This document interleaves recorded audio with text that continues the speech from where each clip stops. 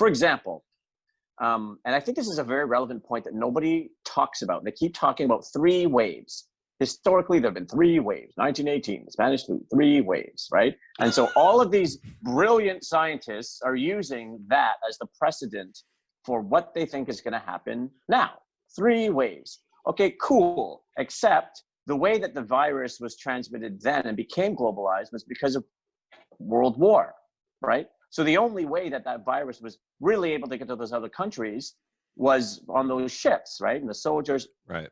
Now, every single day, you are on an airplane that can have people from 50 different countries on it and take it to a city. You can do that every single hour.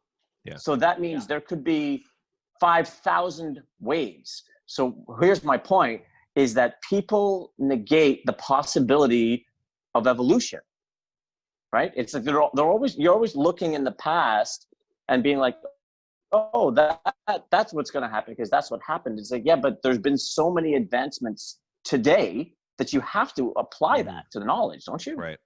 The other, to get it back to Trump and the original question. The original question. Speaking about evolution, the Darwinism aspect of this, it kind of struck me the other day in one of his press conferences that he was bragging about how close they were to a vaccine. And it was like, your base isn't going to take it. Yeah. Why are you proud? You then yell at everyone else that you hate. It's just like, oh, that's a little dessert for you. You can have it. I won't. I don't even wear a mask, but the hydrochloroquine, my God, try it. Get it in a 3-pack. Can I say about Isn't that insane that the guy is telling the world to inject himself with bleach and whatever it's called, but he's instead of saying we need to work towards a vaccine, that's just why is that insane? I mean, I'm looking at the history of our species, and that's like shit. That don't even get to 4 on a scale of 10, man. That's like 2. But this is good because this actually, I think, completes this section, like this sort of, waxing poetic about Darwinism. It's like, if you're so stupid, if you haven't figured out that this guy is lying to you, and you can't do a simple Google search to realize that you should not be ingesting chemicals into your body, I'm sorry, you deserve to die. Mm-hmm. Yeah,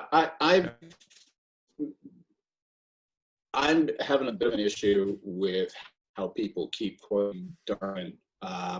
A lot of what people confuse Darwinism is Galtonism, his cousin, who actually came up with the ideas, survival of the fittest. That was Galton. Well, actually, it's in the book. Darwin. It was his cousin. Yeah, exactly. Yeah, fuck y'all. What I'm saying, though, is Darwin was about, it's that what the fuck moment, right? Like the world is constantly throwing what the fuck moments at everything and everyone. And it can have absolutely nothing, and generally has nothing to do with your reaction to that what the fuck moment. It's on a genetic level, which has nothing to do with you, right? Or a social, already in place, social, whatever, custom, right? That will define whether you survive. Right? It's not something that's innate in your intelligence and it's just, oh, okay, well, fuck, we made it. We don't know how. I'd see, but actions matter, right? I mean, agency I'm talking about Darwin. I'm talking about what Darwin said, and I'm probably misquoting it. I think Darwin was really talking about animals, but in a more complex society. He's talking about everything.